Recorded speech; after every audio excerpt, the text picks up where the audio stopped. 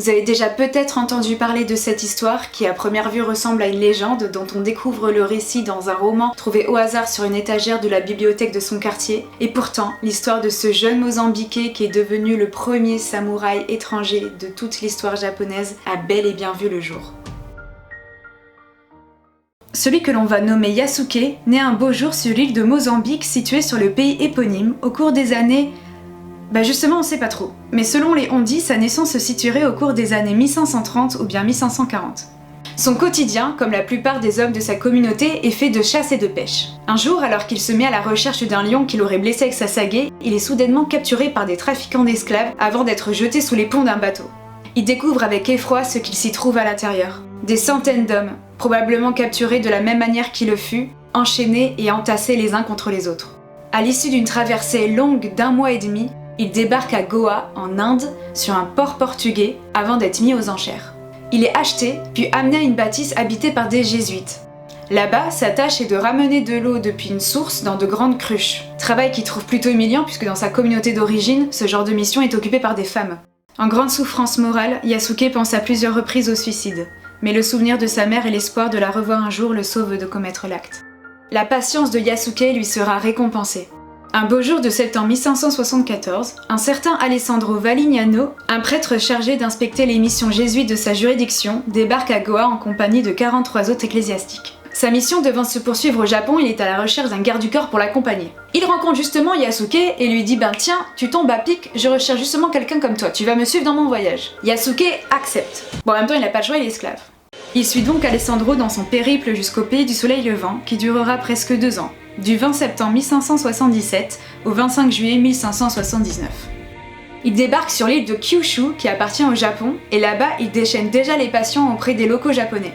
La vue d'un grand homme à la peau noire est une première pour une grande majorité d'entre eux, ce qui ne manquera pas aux jésuites d'en profiter. En effet, il était très courant de la part des jésuites de donner en spectacle leurs esclaves pour la réjouissance des japonais et surtout pour leur portefeuille. Ces humiliations étaient assistées par énormément de monde, dont certains étaient prêts même jusqu'à faire des centaines de kilomètres pour y assister. La foule était si dense et si déchaînée que quelques-uns y perdront même leur vie. 2 ans plus tard, le 8 mars 1581, ils rejoignent la ville de Kyoto, régnée à l'époque par celui qui était considéré comme le plus puissant des guerriers, Oda Nobunaga. Un homme si important pour les locaux puisqu'il repose sur lui leur espoir de revoir un jour le Japon enfin unifié après des siècles de division entre les régions. Oda, qui a entendu parler de la présence de Yasuke sur la ville, se languit de le rencontrer. Et il ne va pas être déçu. Quand il aperçoit pour la première fois le jeune homme, il en a le souffle coupé.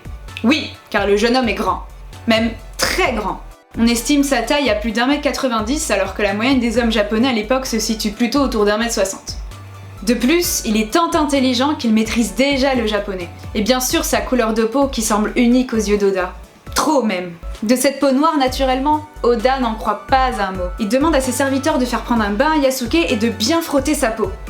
Un gommage approfondi du corps plus tard, Oda est stupéfait. Sa couleur de peau est bien réelle. Il demande alors à Alessandro de lui faire don de son esclave, ce que le prêtre accepte. Bon, en même temps il n'a pas le choix, c'est demandé de la part d'un mec qui est entouré d'hommes armés, il va pas trop le contrarier. C'est ainsi que Yasuke est libéré de ses chaînes d'esclaves et qu'il pénètre le chemin jusqu'alors jamais emprunté du premier samouraï étranger de l'histoire. Pour la première fois depuis sa capture, Yasuke est traité de manière privilégiée et obtient même certains avantages qui sont exceptionnels pour son statut. Devenant un des gardes de Nobunaga, le jeune homme ancien esclave intègre son cercle très proche et se voit même offrir entre autres de sa part un katana de cérémonie et 2 sabres qu'il a le droit de porter sur lui, ce qui à l'époque était seulement autorisé aux guerriers. Pour Yasuke, croiser la route d'Oda est alors une bénédiction. En effet, le puissant guerrier est fort d'une intelligence et ouverture d'esprit qui lui permettent d'éprouver de réels intérêts pour la culture des autres. C'est notamment grâce à cette ouverture d'esprit que les jésuites sont autorisés à mener leur mission d'évangélisation sur le sol nippon. Yasuke devient alors un ami fidèle d'Oda et les 2 hommes ne se quittent plus. Celui qui se voit désormais désigné en tant que samouraï est même convié à des réunions privées de haut standing comme des traditionnelles cérémonies du thé.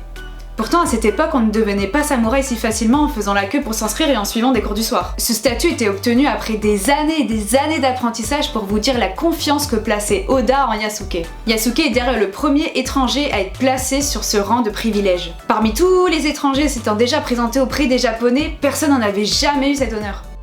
Évidemment, tout cela n'est pas seulement le fruit de l'immense générosité et altruisme de la part d'Oda, car oui, pour Oda, rien que le fait que Yasuke apparaisse physiquement auprès de lui et surtout devant les autres lui apporte certains avantages.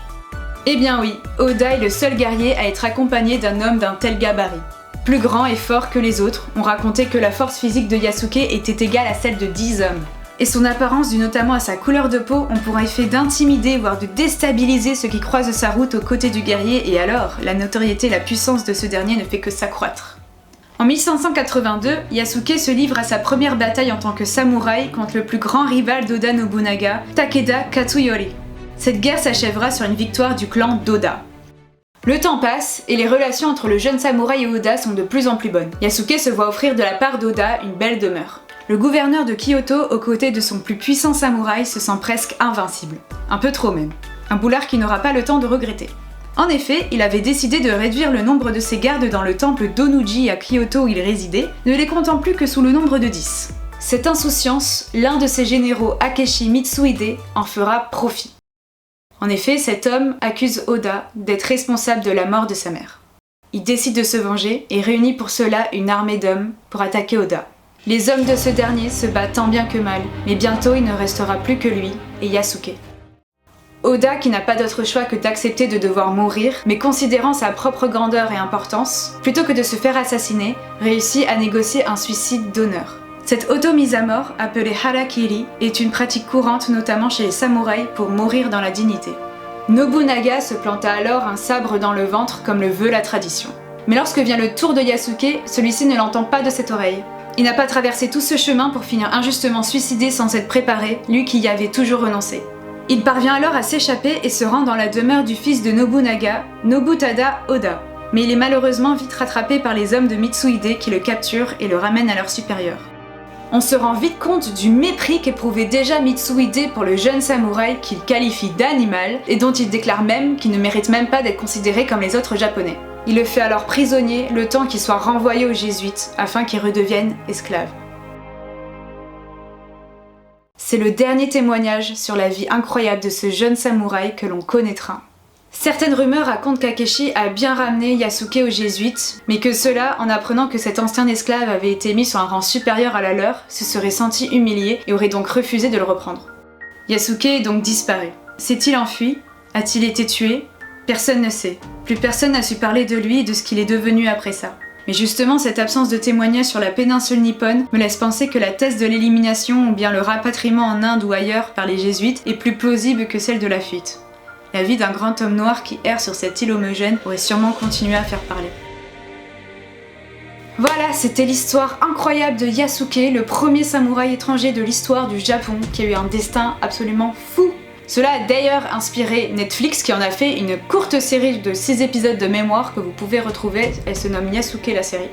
En 2018, un artiste camerounais, Rémi Sewado, a rendu hommage au jeune samouraï à travers 17 grandes planches qu'il a dessinées pour une exposition qui se nommait simplement Yasuke l'esclave samouraï.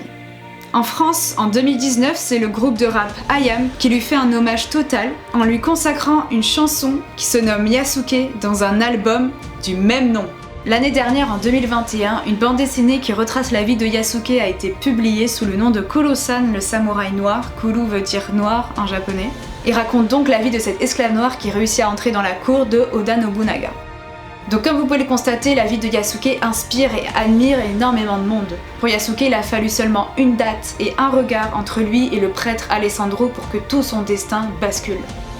Je vous mets en bio toutes les infos relatives notamment à mes sources, pour que vous puissiez en connaître plus et vous informer davantage. Si vous aimeriez que je fasse une vidéo sur quelque chose ou sur quelqu'un qui est en lien avec le continent asiatique, n'hésitez pas à me le dire en commentaire. En tout cas, moi je vous remercie d'avoir regardé cette vidéo et je vous retrouve pour une prochaine. Ciao ciao! Je voudrais juste vous montrer mes boucles d'oreilles dont je suis très fière. Vous l'avez reconnu ou pas?